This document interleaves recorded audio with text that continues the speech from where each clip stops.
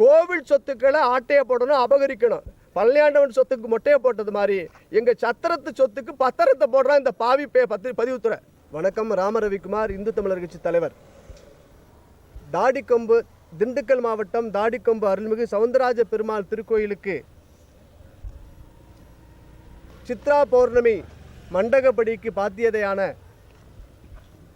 Palsamy Iyer trust என்ற சொத்து சுமார் 20 ஏக்கர் உடையது.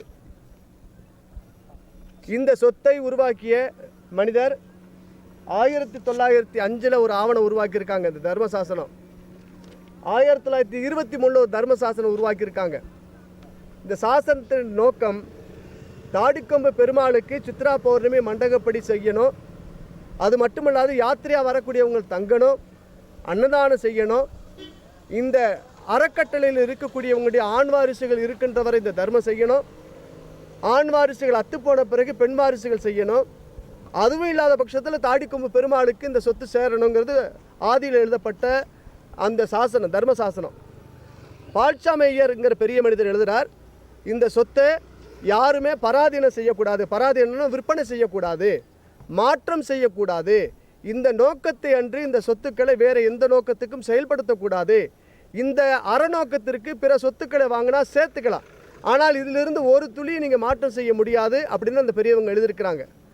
அந்த நோக்கத்துக்கு விரோதமாக இந்த அறக்கட்டளை நடத்தக்கூடிய மனிதர்கள் பால்சாமி ஐயர் பிரதர்ஸ் ட்ரஸ்ட்னு ஒன்று உருவாக்கி 2024 ஒன்று உருவாக்கி நீதிமன்றத்தில் உண்மையான ஆவணங்களை மறைத்து, நீதியினுடைய கண்களை மறைத்து ஒரு ஆர்டர் வாங்கியிருக்காங்க. பால்சாமி ஐயர் பிரதர்ஸ் ட்ரஸ்ட்டு இந்த சொத்துக்களை விற்பனை செய்யலான்னு. அந்த சொத்துக்களை இங்கே இருக்கக்கூடிய பத்திரப்பதிவத்தில் இருக்கக்கூடிய அதிகாரிகள், நீதித்துறையில் இருக்கக்கூடிய இந்த ஆவணத்தின் அடிப்படையாக வச்சு பழனி மாடல் பத்திரப்பதிவு, இந்த போலி டாக்குமெண்ட்டை வச்சு போடுறாங்கல்ல, அது மாதிரி இங்கே உருவாக்கி இருக்கிறாங்க.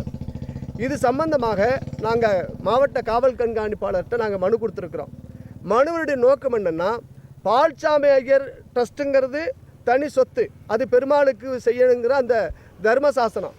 பால்சாமி ஐயர் ட்ரஸ்ட் பிரதர்ஸ் ட்ரஸ்ட்னு ஒன்று உருவாக்குனது போலி. ஏன்னா அப்படி உருவாக்குறதுக்கு 1905 குறிப்பிடப்பட்ட அந்த எழுத்துக்கள்லேயே அப்படி கிடையாது. அதனால் இந்த சொத்துக்களை முறைகேடாக சட்டவிரோதமாக விற்பனை செஞ்சு இன்றைய சந்தை மதிப்பு 487 கோடி ரூபாய், 20 ஏக்கர் 47 சென்ட். அதாவது சதுரடி மார்க்கெட் விலையில் சொல்கிறேன் 5000, அரசு விலையில் 1000 ரூபாய்க்கு அவங்க பதிஞ்சிருக்கிறாங்க. இந்த சொத்துக்களை பதிஞ்ச நபர்கள் இந்த ஊரில் இருக்கக்கூடிய ஒரு சில அரசியல் பிரமுகர்களுடைய தூண்டுதலோடு இருக்கக்கூடிய மனிதர்கள், பின்புலம் கொண்டவங்க. எழுதி வாங்கின நபர் பேர் நாகராஜனுடைய பையன் குரு பிரசாத் அப்படின்னு ஒரு தம்பி, பவ்யா விஜயமோகன் அவங்க ஒருத்தங்க, கிருஷ்ணமூர்த்திங்கிற ஒருத்தர் விற்கிறார், நிவேதனா அப்படிங்கிறவங்களாம் வர்றாங்க.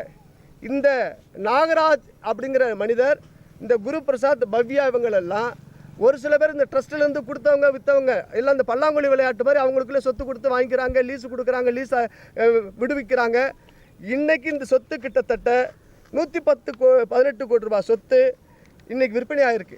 சந்தை மதிப்பில் 13 கோடி ரூபாய்க்கு முறையான அவங்க செலுத்திருக்கிறாங்க. 7,77,00,000, அப்புறம் 95 லட்சம், திரும்ப 4,26 லட்சத்துக்கு ஆவணம் பதிஞ்சிருக்காங்க. முறையான ஆவணங்கள் இருக்குது. எங்களுடைய புகாருடைய நோக்கம், பால்சாமி ஐயர் சொத்தை பால்சாமி ஐயர் பிரதர்ஸ் ட்ரஸ்ட் அப்படின்னு உருவாக்குறது போலி, நீதிமன்றத்துடைய கண்களை மறைத்தது அடுத்த தவறு. இந்த சொத்துக்களை விற்கவோ பராதீனம் செய்யவோ மாற்றமோ செய்ய முடியாது, திருத்தம் செய்ய முடியாதுன்னு எழுதிய ஆதி அந்த உத்தரவுக்கு எதிராக இருக்குது. ரெண்டாவது, ஸ்பெசிஃபிக் என்டோமெண்ட் ஆக்ட் அப்படிங்கிற அடிப்படையில் இது ஒரு பொது சொத்து, இதை சொத்தை விற்கணும்னு சொன்னால் இந்து சமய அறநிலையத்துடைய ஆணையருடைய அனுமதி இல்லாமல் விற்றது தவறு. ரெண்டாவது, பார்ட்டியாக சேர்க்க வேண்டிய கோவில் நிர்வாகத்தை பார்ட்டியாக சேர்க்காம இவங்களுக்குள்ளேயே ஒருத்தர் கேஸ் போடுறாரா, இன்னொருத்தர் கேஸை மறுக்கிறாரா, இப்படி சொல்லி போலியான உத்தரவுகளை பெற்று இருக்கிறாங்க. முழுக்க பதிவுத்துறையில் இருக்கக்கூடிய அதிகாரிகள் காரணம். நான் சொல்கிறேன், முந்தா நாள் ராத்திரி 12 மணி வரைக்கும் பத்திர ஆஃபீஸ் நடந்திருக்கு. அங்கே இருக்கக்கூடிய இப்போ இன்சார்ஜ் ஏஐஜி மிஸ்டர் மகேஷ், அங்கே இருக்கக்கூடிய செந்திலுங்கிற ஒரு அதிகாரி, அப்புறம் என்ன பேர் இல்லை அந்த லேடி அபர்ணா தேவி அப்படிங்கிறவங்க, இன்சார்ஜ் ஆஃபீஸர் இருக்கக்கூடிய மகேஷ் ஏஐஜி, இந்த பதிவுத்துறை டிஐஜி ஆனந்த், இவங்களெல்லாம் அதில் உடந்தையாக இருப்பாங்களோ நான் சந்தேகப்படுறோம். கோவில் சொத்துக்களை ஆட்டையை போடணும், அபகரிக்கணும்.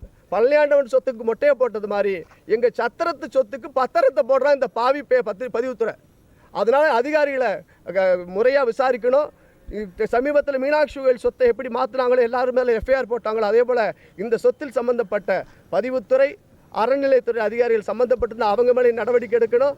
குறிப்பாக இந்த பத்திரப்பதிவில் பட்டாக்கள் கொடுப்பதை தடுக்கணுங்கிற விஷயத்தை நாங்கள் மென்ஷன் பண்ணுறோம். சமூக குற்றவாளிகள் இந்த கோவில் சொத்தை கொள்ளையடிக்க நினைக்க இந்த நபர்கள் மேலே முறையாக விசாரிக்கணுங்கிற புகாரை நாங்கள் தெரிவிச்சிருக்கிறோம். ஸ்பெஷல் டீம் அமைக்கிறேன்னு சொல்லியிருக்கிறாங்க. சிறப்பு விசாரணை அதிகாரிகிட்ட விசாரணைக்கு ஆஜராகும் போது எல்லா ஆவணங்களும் சமர்ப்பிக்கணும்னு சொல்லியிருக்கிறோம். இந்த அளவில் இன்றைய பத்திரிகையாளர் சந்திப்பு நிறைவு பெறுது. சார் இப்போ வந்து இந்த சொத்து வந்து நீதிமன்றம் மூலம் தான் நாங்கள் இது பண்ணாங்க அந்த ஆர்டர்.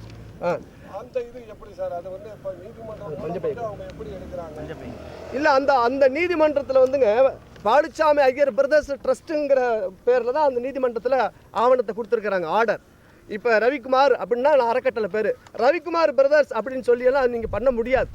அந்த நீதிமன்றத்துக்கு உரிய ஆவணம் இந்த 1905 1923 குறிப்பிடப்பட்ட இந்த உண்மையான சாரத்தை அவங்க சொல்லவே கிடையாது.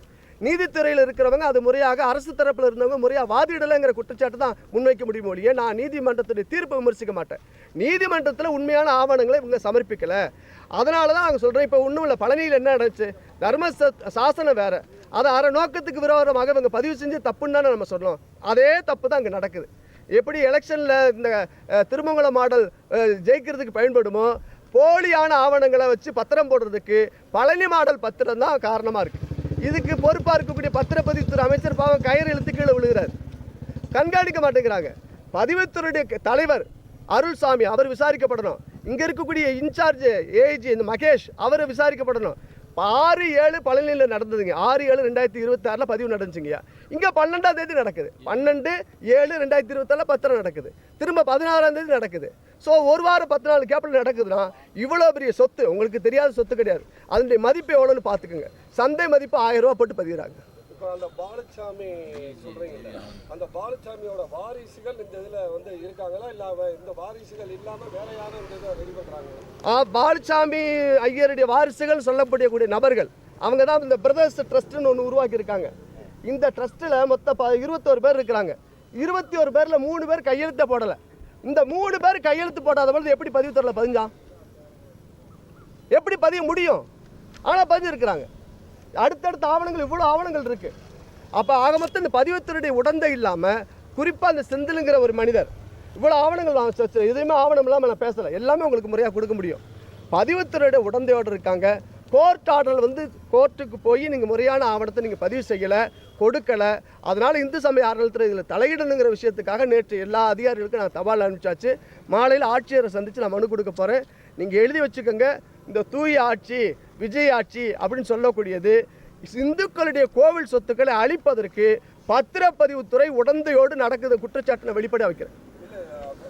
பார்த்தீங்கன்னா இப்போ இந்த கடந்த சில மாதங்களாகவே இப்போ இந்த மீனாட்சி அம்மன் கோயிலாக இருக்கட்டும், பழனி கோயிலாக இருக்கட்டும், இப்போ வந்து சவுந்தரராஜ பெருமாள் கோயில் சொத்து தொடர்ந்து இந்த சொத்துக்கள் அறநிலையத்துறை அமைச்சருக்கோ இந்த இது தெரியாமல் நடக்குமா? இது வந்து இப்போ எல்லாமே வந்து நீங்கள் சொல்கிறது அது 100 கோடி, அங்கிட்ட 60 கோடி, இது 500 கோடி. ஆமாம், இந்த சொத்துக்களோட இது வந்து அறநிலையத்துறை அதிகாரிகளுக்கு தெரியும்னா அமைச்சருக்கு தெரியாமல் இது நடக்கும். நீங்கள் சொல்கிற வாஸ்தவமாக அண்ணன் புரிதலோடு சொல்கிறீங்க, நன்றி.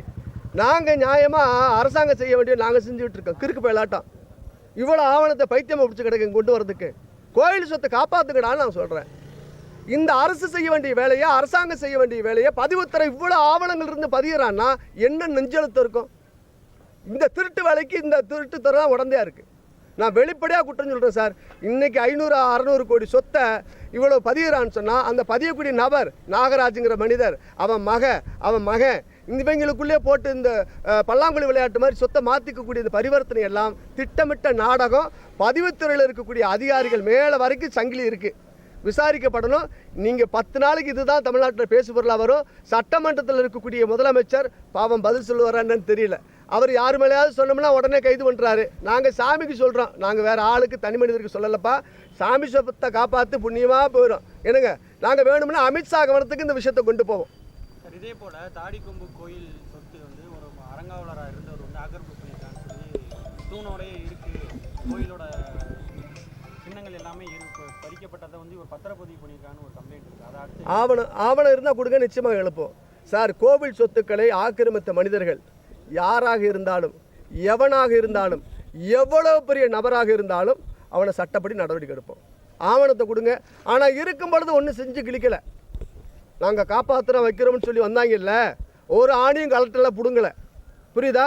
அதனால் அது எங்கேருந்து வருதுன்னு எனக்கு தெரியும். ஆவணத்தை கொடுங்க, முறையாக எடுப்போம். செய்ய வேண்டியது அரசாங்கம். நானும் செய்கிறேன்னு தான் சொல்கிறேன், மறுக்கலை. ஆனால் என் கவனத்துக்கு வரணும். தம்பி, நீங்கள் நல்ல நோக்கத்தை சொல்லியிருக்கீங்க, ஆவணத்தை கொடுங்க, நான் பரிசீலிக்கிறேன். ரொம்ப நன்றி.